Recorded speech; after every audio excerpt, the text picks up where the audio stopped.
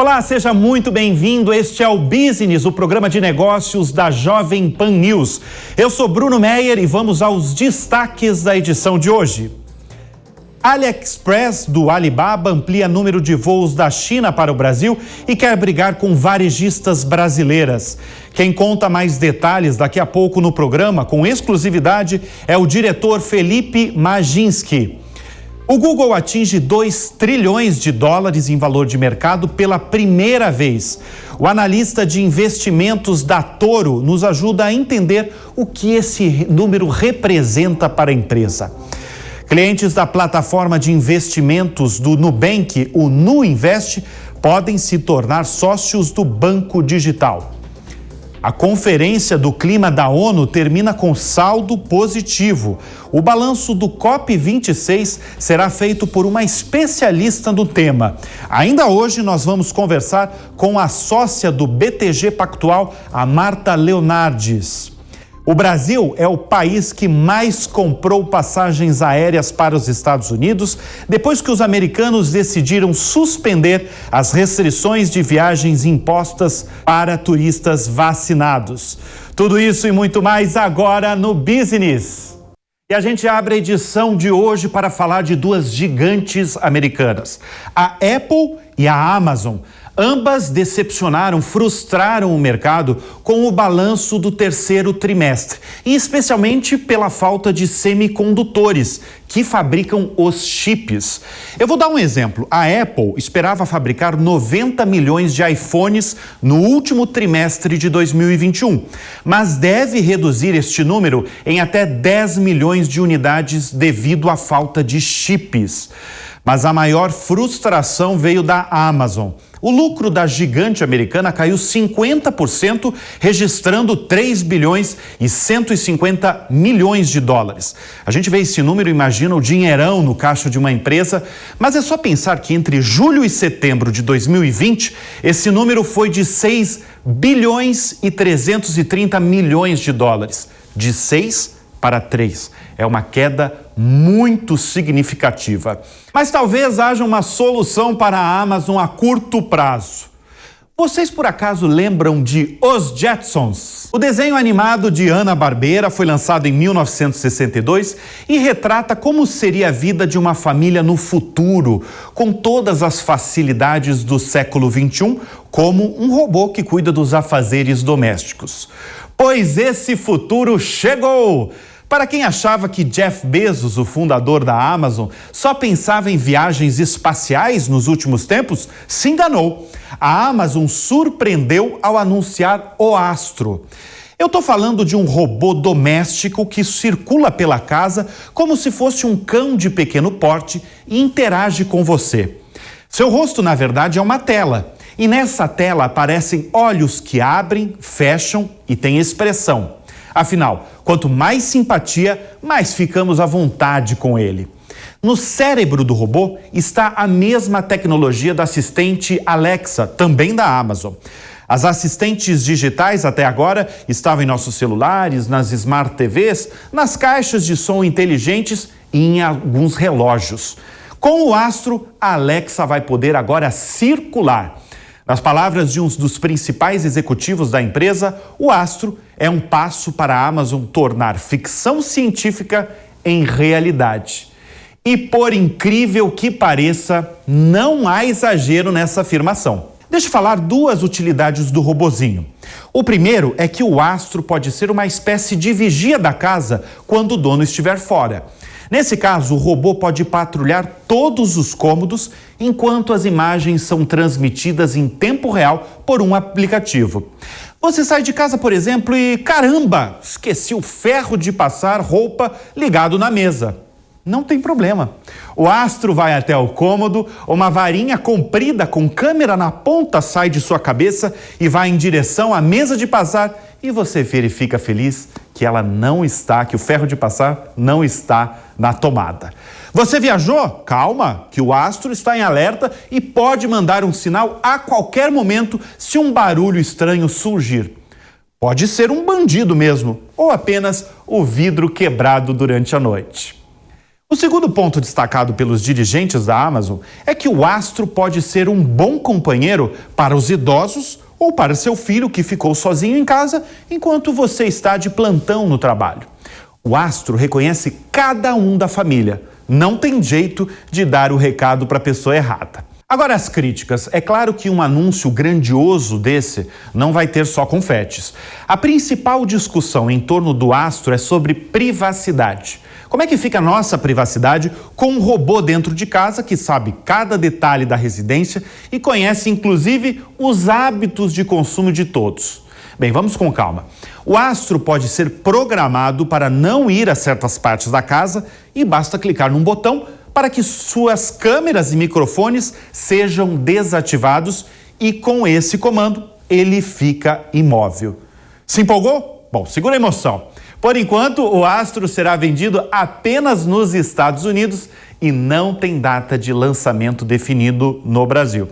Mas atenção para você que adorou a novidade. Olha só, o Astro não sobe a escada com as compras no mercado, não lava a louça e não faz a faxina da casa. Pessoal, tudo tem limite, né?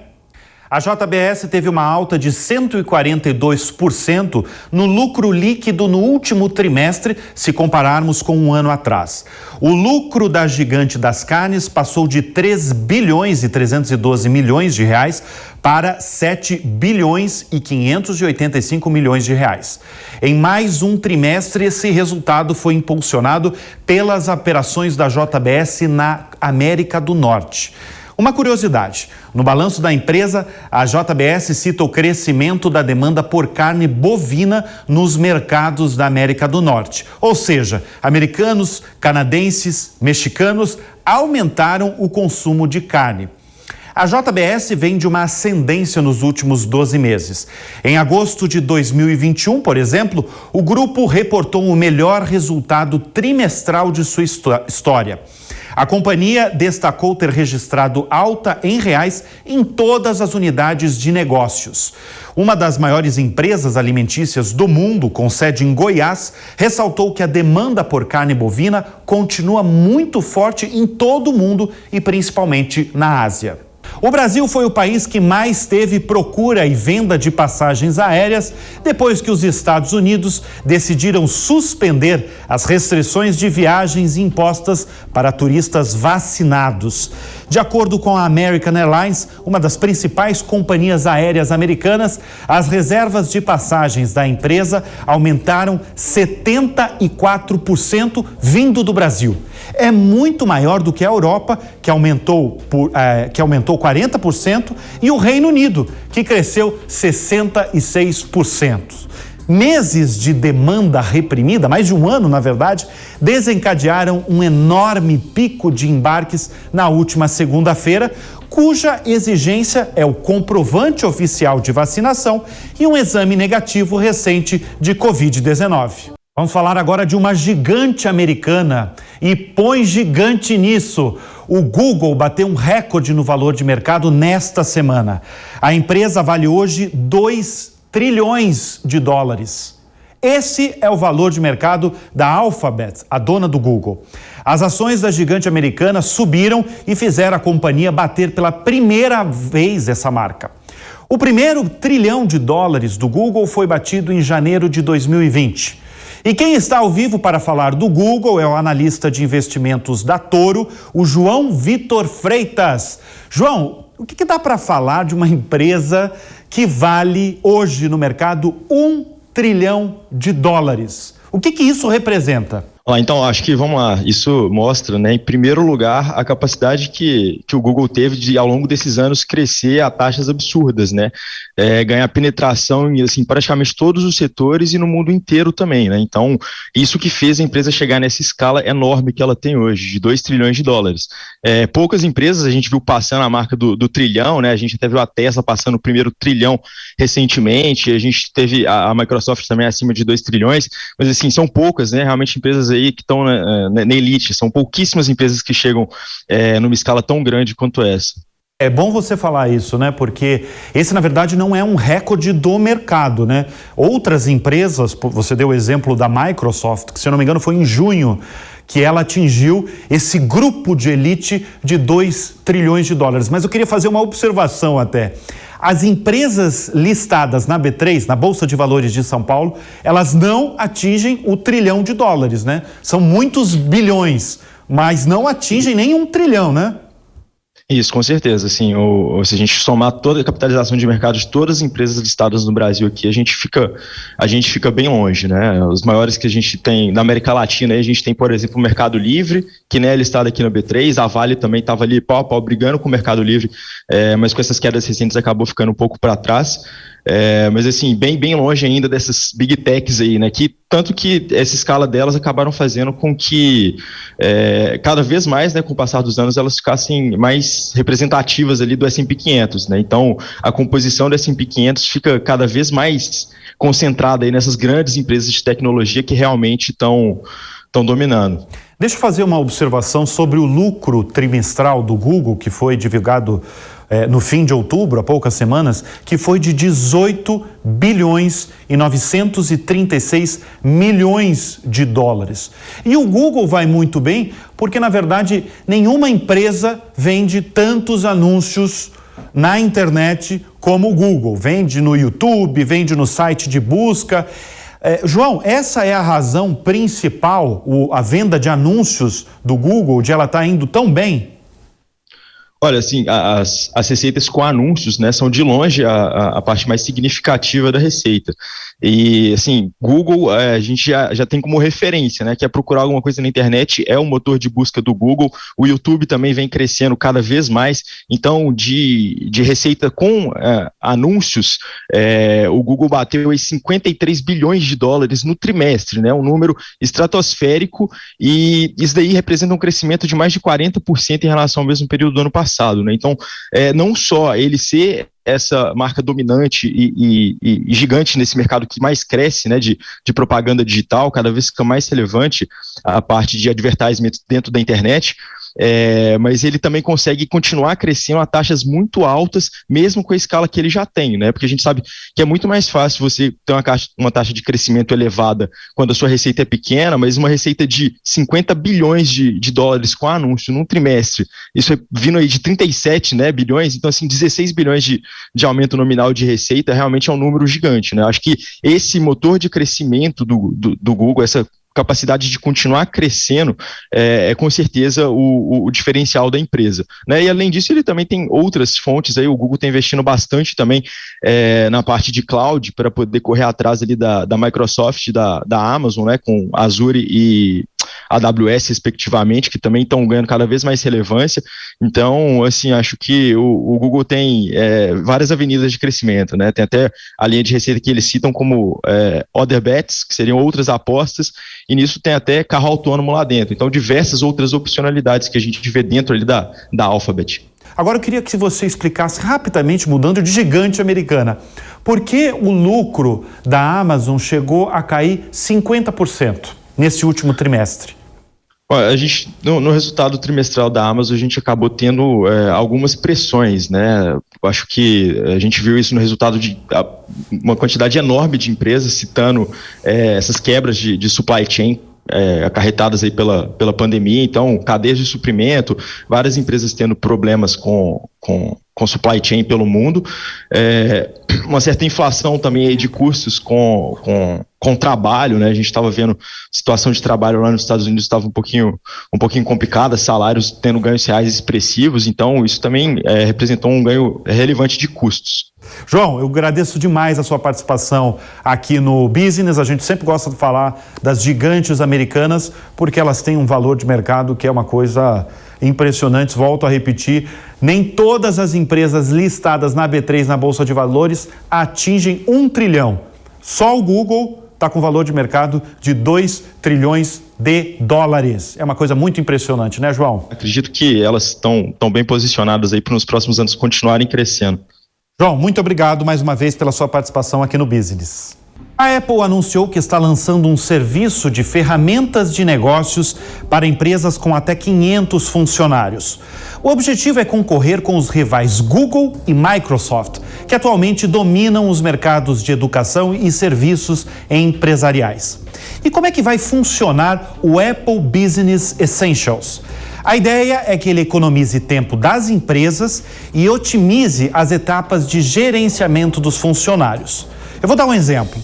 Esse serviço vai adicionar novos profissionais ao ambiente da empresa, realizar o backup dos dados, cuidar da segurança dos aparelhos e usuários e além de oferecer suporte 24 horas por dia.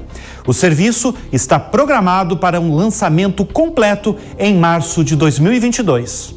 A General Electric, a GE, uma das empresas mais emblemáticas dos Estados Unidos, que chegou inclusive a ser a mais valiosa, com 400 bilhões de dólares no passado de valor de mercado, anunciou que vai separar as suas atividades em 3 empresas diferentes, todas presentes na Bolsa e especializadas em aviação, atendimento em saúde e energia.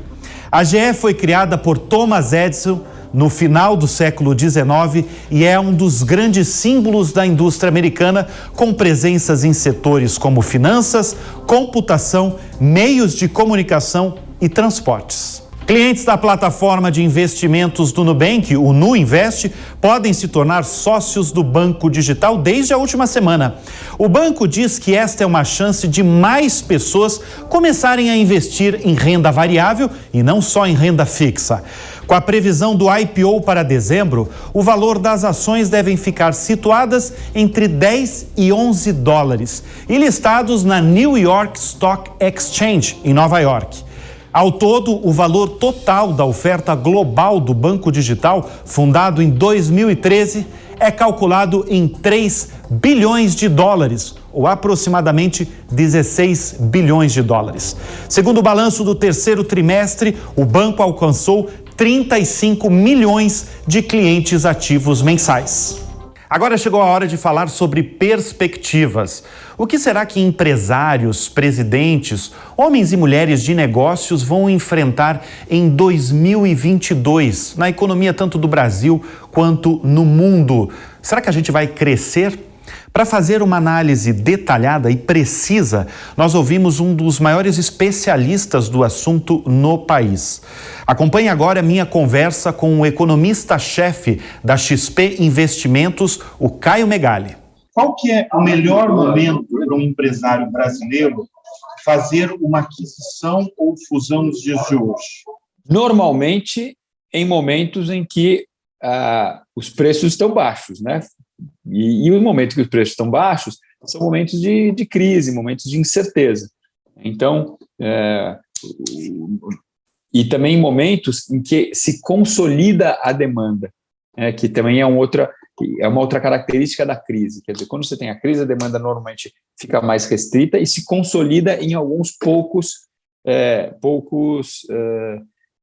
players, né, poucos fornecedores. Ou seja, neste momento em que você vai conseguir fazer uma aquisição baixa e ganhar market share, é o melhor momento para o mercado de fusões e aquisições. Ou seja, a gente espera que, passado um pouco essa incerteza que o Brasil ainda vive, ligado ao restinho da pandemia, mas também às eleições, essas questões de taxa de juros, etc., quando o cenário ficar um pouquinho mais claro, deve ter um processo, um período de aceleração de fusões e aquisições. Você que é um economista-chefe da XP e circula no meio de muitos empresários e lideranças nacionais, como é que você vê o ambiente de negócios no Brasil hoje? Ainda muito difícil.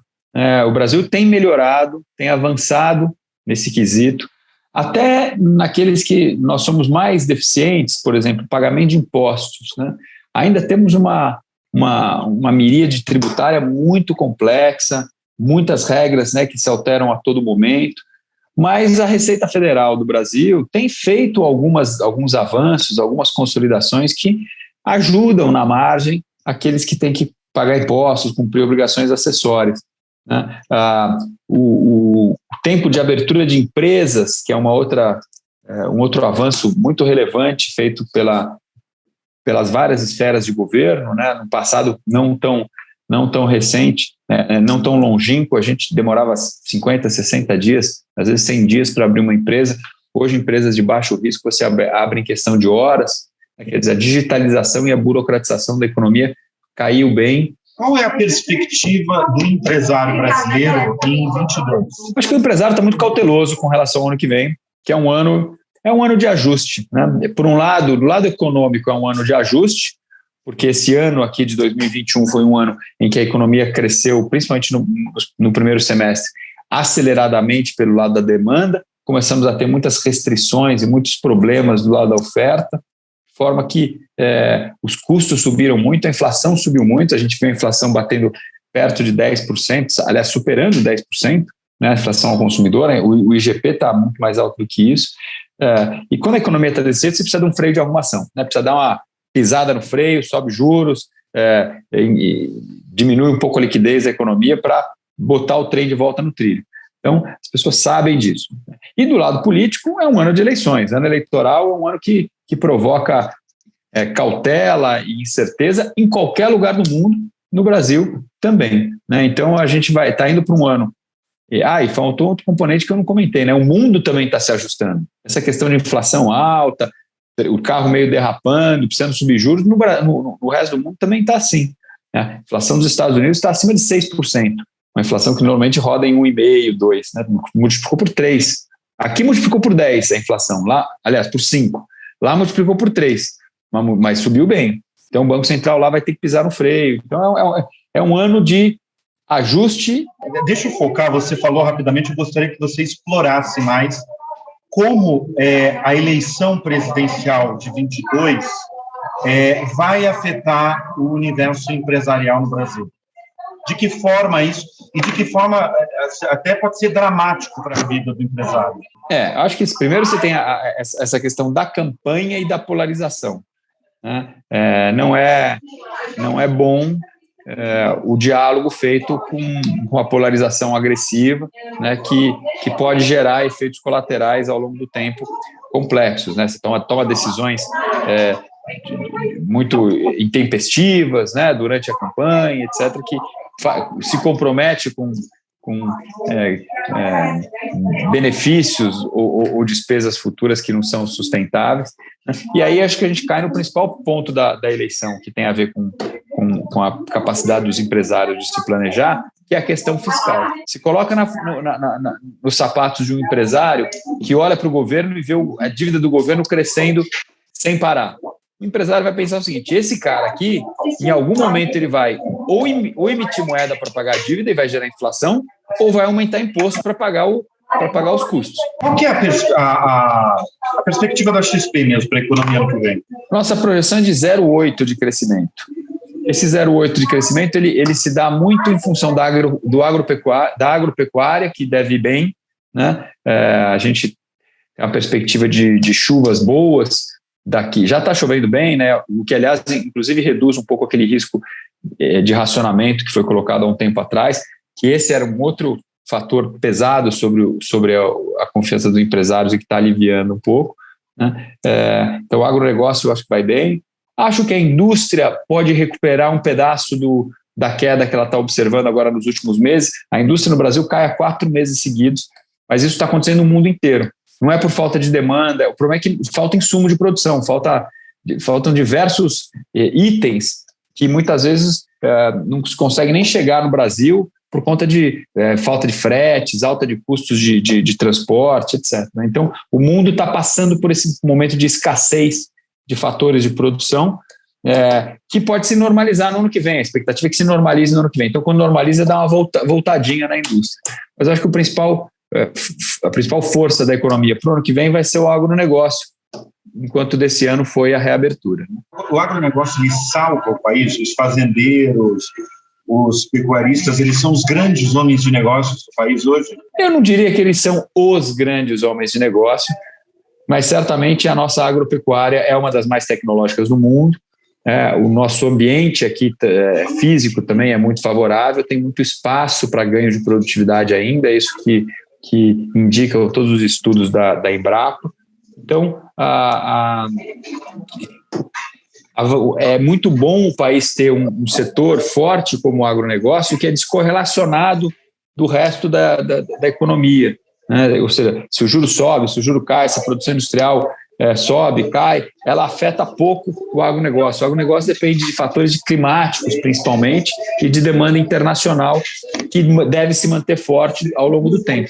Então, certamente, o agronegócio é um dos pilares importantes. Eu diria o setor de commodities de forma geral, né? Porque petróleo também vai ser importante, com todas as concessões que têm sido feitas. A mineração também é uma outra área em que o Brasil vai bem, com muitas exportações, etc. Então, acho que o setor de commodities, em geral, ter um setor de commodities em geral forte nesse momento é positivo. Por que um homem de negócios, um empresário brasileiro, não deve desistir do país?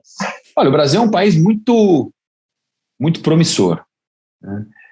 Primeiro, porque, por características naturais, ele é muito grande, diversificado, com o mercado consumidor interno absolutamente fantástico e com potencial de crescer ainda bastante.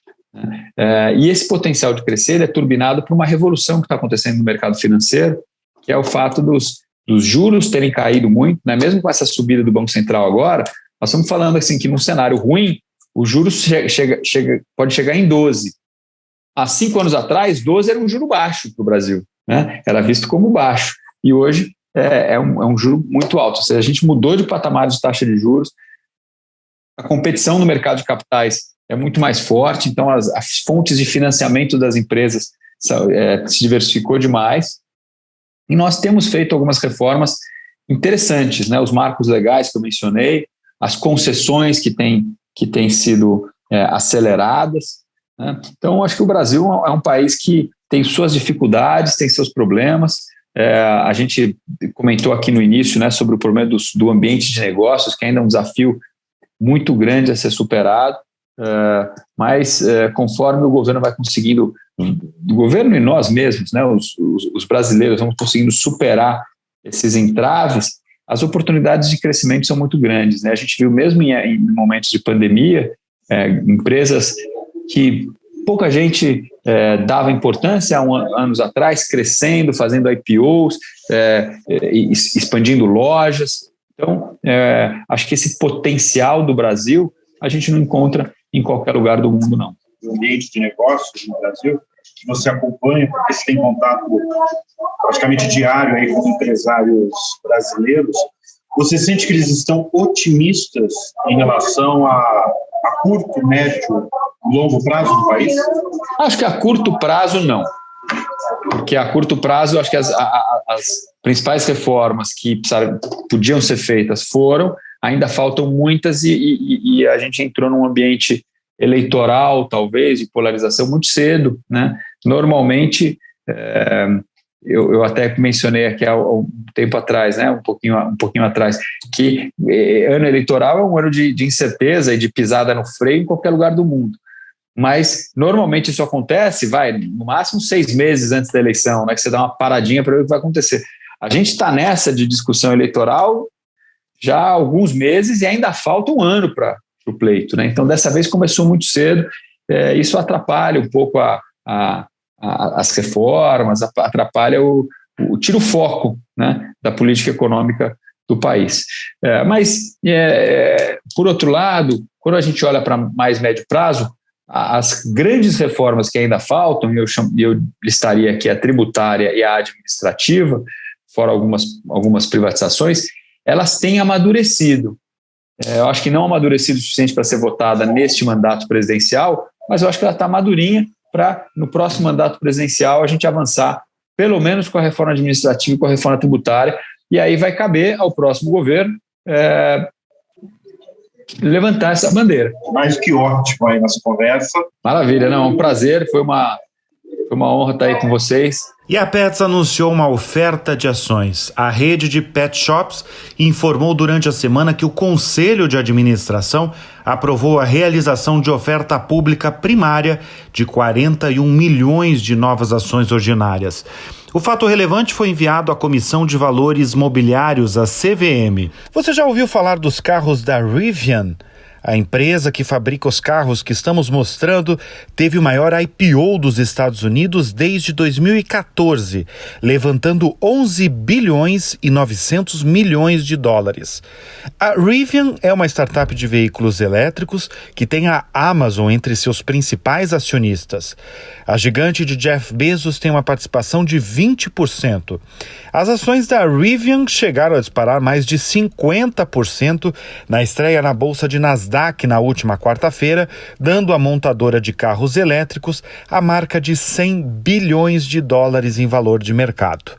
Com isso, a empresa já é a segunda montadora mais valiosa dos Estados Unidos, maior do que a General Motors, que tem 86 bilhões de dólares em valor de mercado, e a Ford, com 77 bilhões de valor de mercado.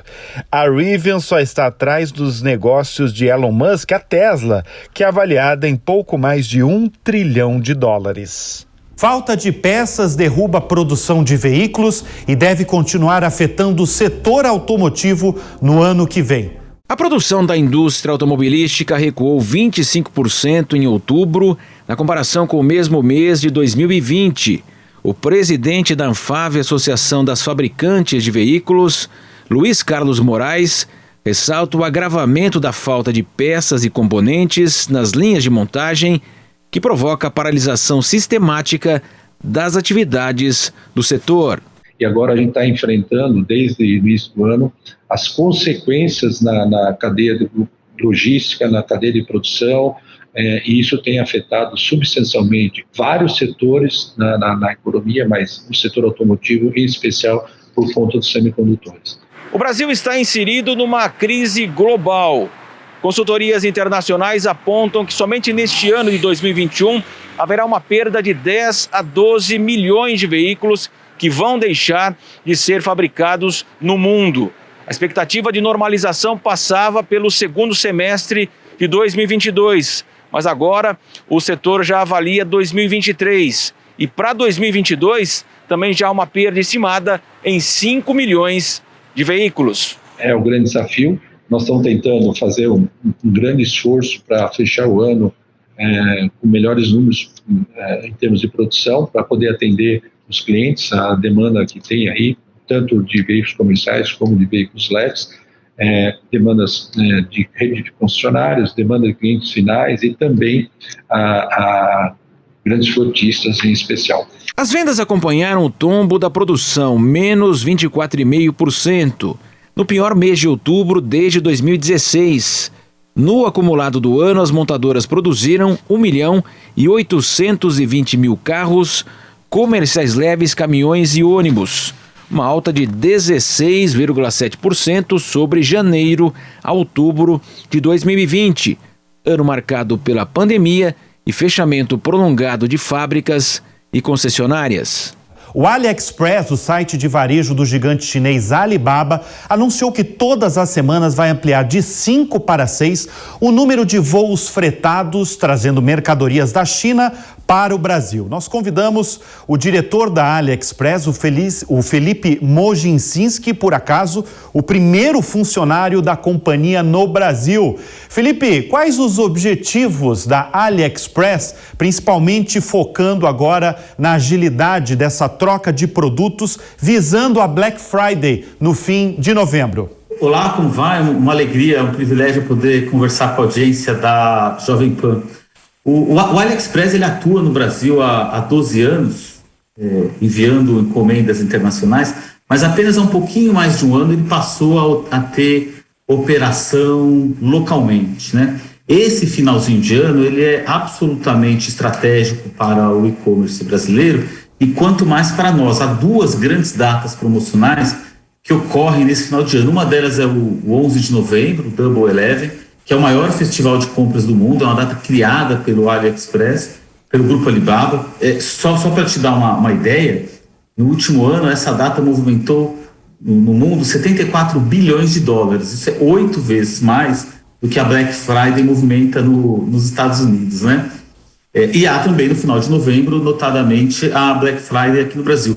O nosso objetivo principal é contribuir para o aumento da digitalização da economia brasileira. Isso melhora a produtividade da economia, leva mais alternativas e opções para os consumidores nacionais. Se você me permite dar um número, pré-pandemia, aqui no Brasil, 5% daquela pizza do varejo estava no canal online. Ela aumentou para 11% pós-pandemia. Esse número ainda é baixo. Em outros países do mundo, nos Estados Unidos, no Reino Unido, ele é em torno de 30%. Na China, ele é mais de 50%.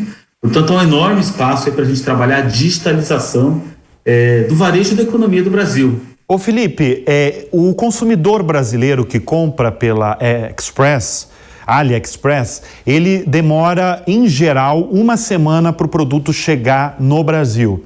Há planos de aumentar, na verdade, diminuir esse tempo de chegada? Sim. Há planos de aumentar a infraestrutura para diminuir o tempo de espera, né? Nós entendemos que o tempo de espera para o consumidor receber o produto que ele compra é um dos elementos decisores de compra. Hoje, nós já somos reconhecidos pelos consumidores brasileiros como aquele marketplace onde você encontra os melhores preços. E não é difícil explicar. Como um site internacional, que tem base lá na China, a gente está diretamente conectado com fabricantes e com distribuidores. Então o AliExpress ele corta vários intermediários dessa cadeia. Há inclusive pessoas que compram no AliExpress para depois revendê-los em outros marketplaces nacionais, né? Um desafio é justamente a questão logística. Neste momento a gente atua com 5 voos fretados toda a semana e está em estudo, possivelmente isso seja implementado até Black Friday, ainda não é uma decisão tomada, um 6º voo semanal, que na prática significa voos fretados todos os dias, exceto no domingo. É bom você falar isso, porque quando a gente fala em um aumento de voos de 5 para 6, tem gente que acha pouco, né? Mas isso faz uma diferença muito grande na logística, né? Isso faz uma diferença muito grande na logística. A gente tem uma meta, um compromisso com o consumidor brasileiro, e da hora que ele faz uma compra no dispositivo dele, no celular, no notebook, até a hora que o produto dele chega aqui no aeroporto de Congonhas, leve no máximo 7 dias. Os voos fretados permitem essa agilidade. Há uma série de outras melhorias que são implementadas. Nós temos hoje, por exemplo, em operação, 9 warehouses, 9 centros de distribuição totalmente automatizados. Eles não gastam nem energia de iluminação, porque robôs não precisam de luz para enxergar, né? Então, máquinas caminham pelos depósitos, separam os produtos, embalam e despacham. Assim, existe uma quantidade enorme de big data, de inteligência artificial aplicada para que o produto chegue com rapidez e com eficiência. Só um breve comentário: vocês devem saber que há mais ou menos uns 3 meses o AliExpress ele não só traz produtos importados, como ele permite que vendedores brasileiros se cadastrem na plataforma. É o único país em todas as Américas que se beneficia disso. Então o brasileiro pode se cadastrar e vender para outros brasileiros. Ô Felipe, falando nisso, aproveitando esse gancho que você fala, como é que está o Brasil no mercado global da AliExpress? O Brasil é um dos mercados mais importantes. Só para fechar o raciocínio, eu ia dizer que sim, no caso de vendedores brasileiros, as compras, se o vendedor e o comprador estão na mesma cidade, elas chegam em 48 horas na casa do consumidor. Então a gente está avançando muito rapidamente também em território brasileiro. O AliExpress ele é um site global, ele atua em 220 países e territórios, são mais países do que há reconhecidos nas Nações Unidas. Hoje o Brasil está entre os 5 principais mercados, aqueles que mais consomem. É extremamente relevante, né? É extremamente relevante. Não é difícil explicar. O Brasil tem uma enorme população online. Quantos países no mundo tem 210 milhões de habitantes? Tem a taxa de conectividade que nós temos, a taxa de penetração de contas bancárias, de cartão de crédito. O Brasil é, sem dúvida, um mercado estratégico, essencial. Agora, no mundo, você falou, são quantos voos fretados da China para abastecer esses 220 países que você mencionou? Nem todos os países eles contam com essa entrega expressa, como o Brasil, que pode receber produtos em 7 dias, né? Nesse momento, a gente tem uma empresa parceira, uma empresa que faz parte do Grupo Alibaba, que se chama Cainiao. Ela opera 80 voos semanais. Se a gente implementar esse daqui, vão ser 81, né? São voos que conectam a China à Europa, ao Oriente Médio, aos Estados Unidos e ao Brasil como principal hub na América Latina. uma frota inteira de aviões. Ô Felipe, deixa eu...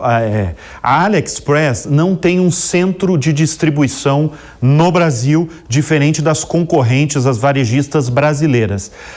Vocês têm planos de ter um centro de distribuição aqui no Brasil?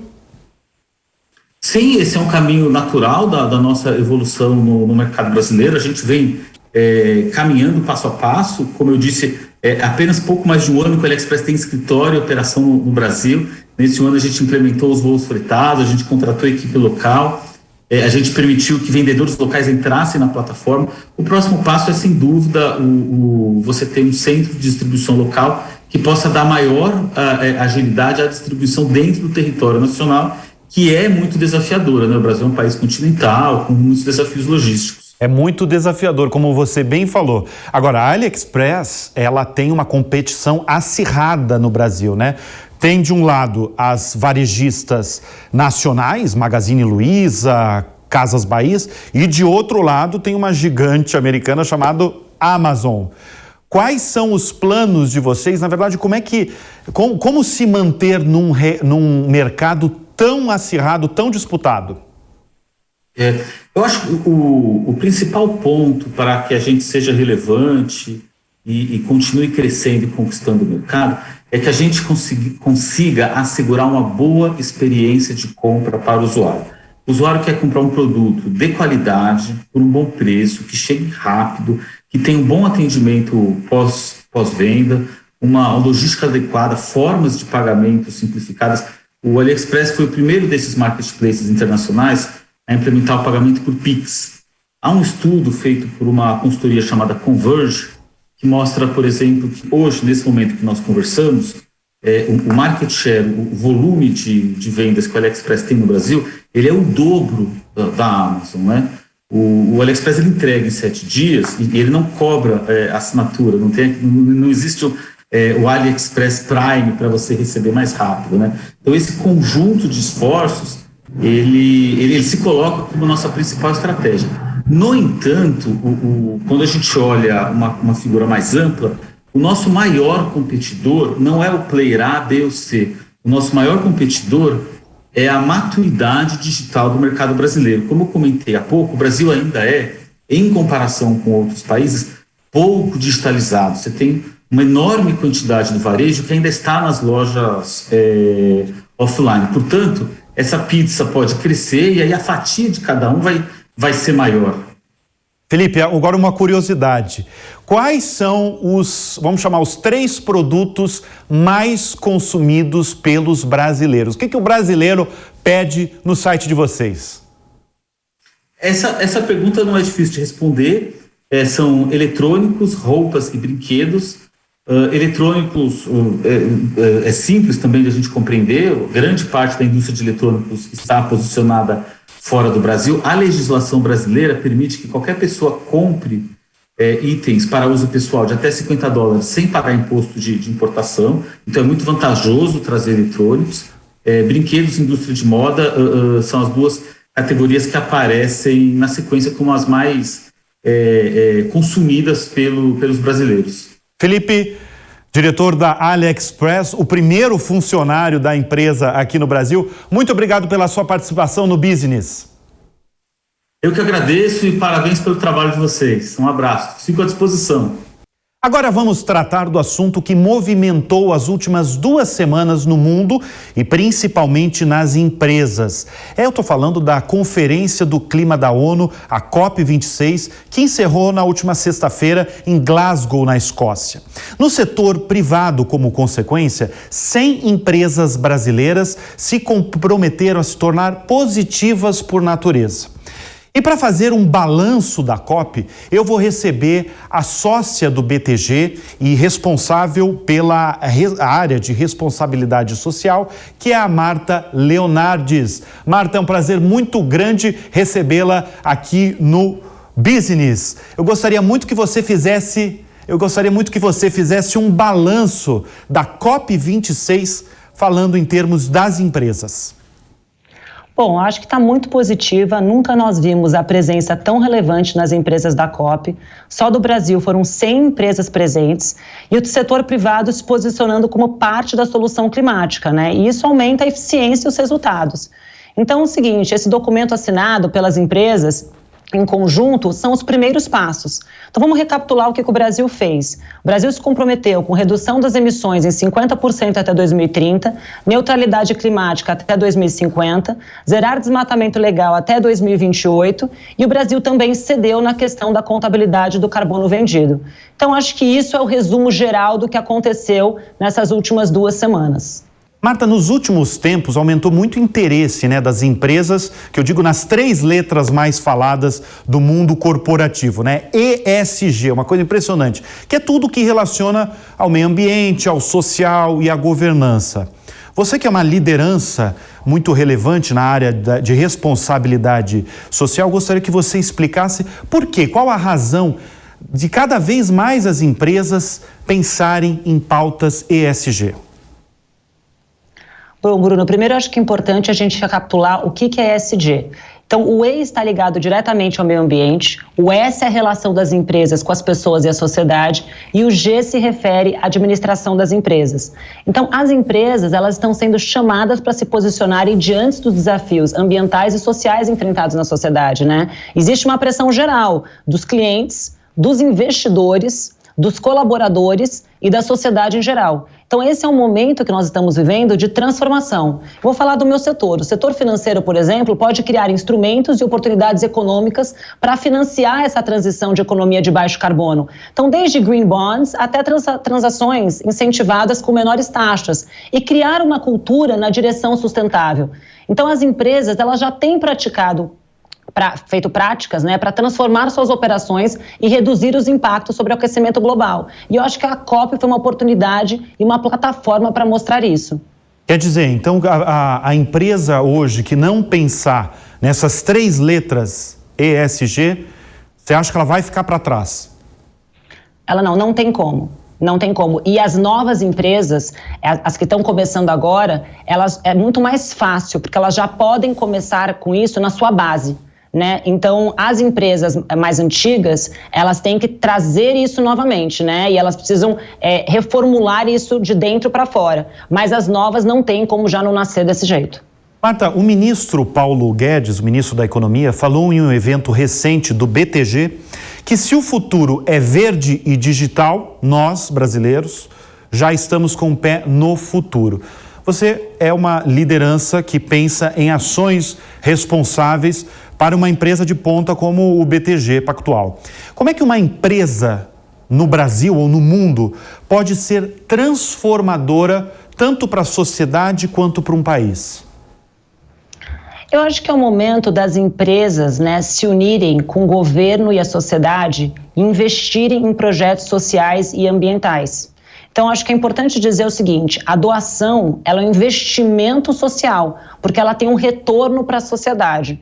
Eu vou aqui ressaltar 3 grandes iniciativas do BTG Pactual em cada um desses pilares que eu acho muito relevantes, como exemplo, tá? Então, na educação, por exemplo, nós criamos a faculdade Intelli, que é o Instituto de Tecnologia e Liderança, com 4 cursos de 4 anos de graduação, 240 vagas, e no primeiro ano já nasce como a maior faculdade de bolsa do Brasil. Os sócios fizeram um investimento na física de 200 milhões de reais.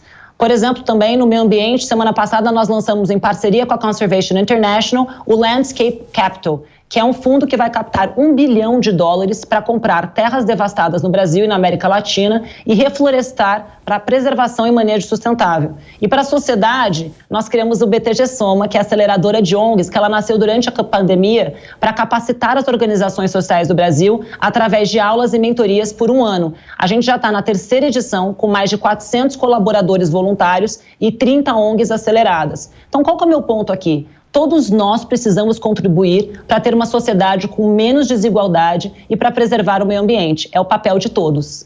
Ô, Marta, deixa eu aproveitar. Eu acompanho você há um tempo e você gosta de falar e de incentivar mulheres a investir, né? E não só investir em renda fixa, você gosta de focar em renda variável.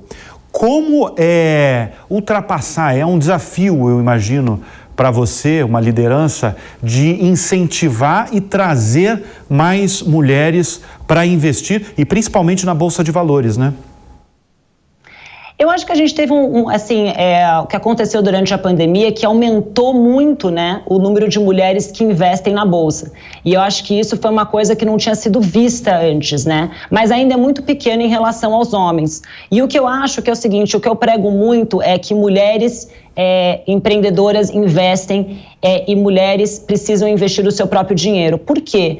Porque muitas mulheres ainda delegam seus investimentos para os homens, para o marido, para o filho, para o cunhado. E eu acho que está na hora das mulheres elas cuidarem das suas próprias vidas e terem a sua liberdade financeira. E tem muita oportunidade. Hoje você tem diversos assessores, você tem bancos, você tem muita informação. E eu acho que as mulheres precisam se capacitar para cuidarem do seu dinheiro. Então isso é o que eu incentivo. Eu faço isso com o meu dinheiro, tenho muita liberdade com isso e sou muito mais feliz desde que eu comecei a investir. Então é isso que eu gostaria de passar e incentivar as mulheres. E olha que a Marta pode falar, porque a Marta, ela é uma advogada. Ela começou no direito, não é, Marta? E aí entrou no mercado financeiro e está agora num cargo de liderança, num cargo de direção no BTG Pactual, não é? É verdade, eu sou advogada de formação, vim para o mercado financeiro para ganhar dinheiro, me joguei aqui e fui aprendendo no banco, crescendo. É um banco de meritocracia, é um banco de gente que faz, de ideias e de argumentos, e através disso cresci aqui no banco e hoje eu tenho assim o prazer de estar numa posição que eu sou apaixonada, né, que é responsabilidade social, cuido de todos os eventos do BTG Pactual, que é uma área que eu considero estratégica para networking, e hoje eu consigo passar um pouco dessa visão de investimento para tantas pessoas e principalmente as mulheres. Marta Leonardes, diretora e sócia do BTG Pactual, muito obrigado pela sua presença aqui no Business. Obrigada a você pelo convite, é uma honra e na próxima vez estarei aí com você. Por favor. E agora chegou aquela hora de apresentar, de sugerir uma série de TV para você que nos assiste. Com tanta opção no streaming, a gente precisa de uma ajuda, mas não vai ser eu que vai falar, não. Quem vai falar vai ser a Paulinha Carvalho, apresentadora aqui do Morning Show da Jovem Pan News. Paulinha, a última vez que você saiu aqui do Business, eu achei que você ia apresentar uma série. Eu quero ver se eu acertei. Pois é, eu acho que você acertou, porque eu tenho falado muito aqui nos bastidores da Jovem Pan a respeito de Succession, que está em terceira temporada. Era essa que eu imaginava. É isso mesmo, terceira temporada em andamento na HBO Max. Então vocês têm aí a primeira e a segunda pra fazer na corridinha e depois vocês ficam esperando, porque todo domingo às 11 da noite tem episódio novo dessa série que trata de sucessão. Imagina assim, olha, um grupo de mídia gigantesco, inclui parques, hotéis, é muita coisa que essa família tem, é a família Roy. Só que o todo-poderoso Logan Roy está com 80 anos, já está querendo o quê? Se aposentar. Quem será que vai ficar no lugar desse cara? Dizem que essa série é inspirada na história do Rupert Murdoch, que é um bilionário das comunicações lá dos Estados Unidos, que também teve essa questão de sucessão em relação aos filhos. Na série então a gente tem... É mesmo do Rupert Murdoch. É baseada, um pouco baseada na história dele, né? É muito parecido ali o cenário, né? Um grupo de comunicação grande e os filhos nessa disputa. Então tem o filho que é mais próximo do pai, que é o Kendall. Ele estava ali trabalhando, ele estava esperando só, né, a aposentadoria para assumir. Será que vai ser ele? Ou será que vai ser a filha, a Shibon, a Shiv? Aliás, eu tô meio de Shiv hoje, mesmo, né? Hein? A moda na série é uma coisa importante. A moda no mundo dos negócios, a moda dos super ricos, o estilo de vida dos bilionários americanos também está nessa série. Como é que é, por exemplo, a mulher, ela é mais sóbria, ela é fina, chique? Como é que a gente define, por exemplo, o traje da Phoebe? A Phoebe é assim, olha, gente, sabe aquela pessoa que é rica e não precisa provar que é rica? É aquele minimalismo, aquela coisa de quem sabe onde coloca o dinheiro. Que chega no lugar E chegou chegando. Só o lugar que ela chega já é meio inacessível para os mortais. Então isso também é curioso da gente ver. Como a qualquer momento eles pegam um helicóptero e vão para uma ilha ou para uma casa maravilhosa. E esses filhos, gente, você fica ali, para quem será que eu vou torcer? Só que não tem herói nessa história, não. Todo mundo tem moral elástica, tem questões ali familiares, tem questões de caráter, é uma confusão, é uma puxação de tapete. Aí você fala, eu vou torcer para o mais competente. Quem será que é? Exatamente. Você não consegue identificar quem é competente, porque isso nem é um assunto na série. E o curioso, Bruno, é que tem uma pegada irônica e de humor muito forte, principalmente no personagem Roman, que é o irmão do Macaulay Culkin, quem faz. Quando vocês assistirem, vocês vão identificar. Paulinha, sabe uma coisa que eu acho muito curiosa? É que o pai, o principal da série, ele instiga, né, o pessoal aos filhos a se meio que se digladiar pelo Exatamente, poder, né? É o Logan Roy, é o personagem do Brian Cox, que é um grande ator, ele dá um show de interpretação. E ele tá ali a todo momento testando os filhos, jogando um contra o outro, colocando questões para ver como eles reagem. E ao mesmo tempo que ele percebe que ele vai ter que sair, ele também não quer sair. Ele é bem apegado a essa posição, né? Então é uma grande confusão em andamento, porque a gente está com a 3ª temporada no ar. Quer dizer, então a sugestão para maratonar no fim de semana é Succession. Succession. É até difícil de falar assim em inglês, mas é assim que ficou, não teve tradução para o português. Tá lá na HBO Max, episódios inéditos da 3ª temporada.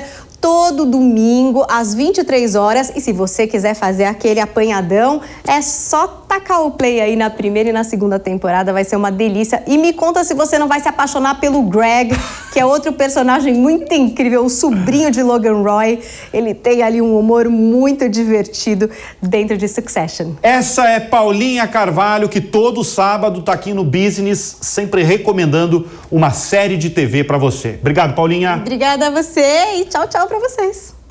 Pessoal, o Business de hoje fica por aqui. Muito obrigado pelo carinho, pela sua audiência. A gente se vê no próximo programa. Até lá. Tchau, tchau. Realização Jovem Pan News.